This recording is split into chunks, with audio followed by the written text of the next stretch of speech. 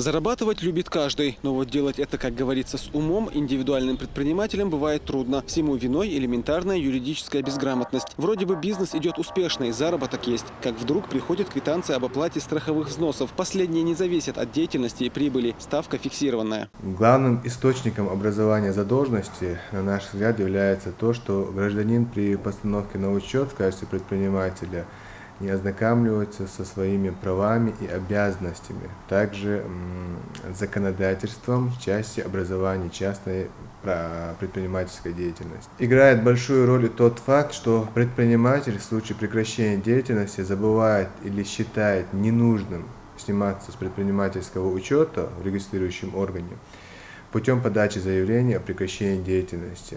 Есть и такой контингент предпринимателей, которые вообще не знают о своей регистрации в налоговой службе.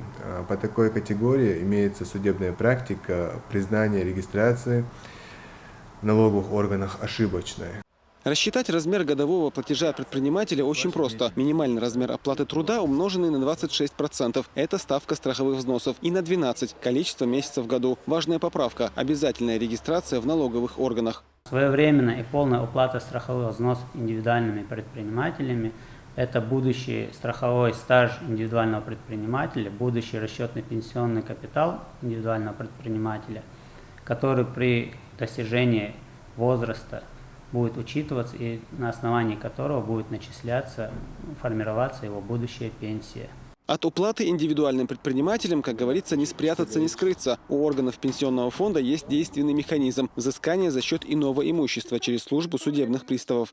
У основной части населения отсутствуют денежные средства, и со слов пристава отсутствует имущество для обращения взыскания.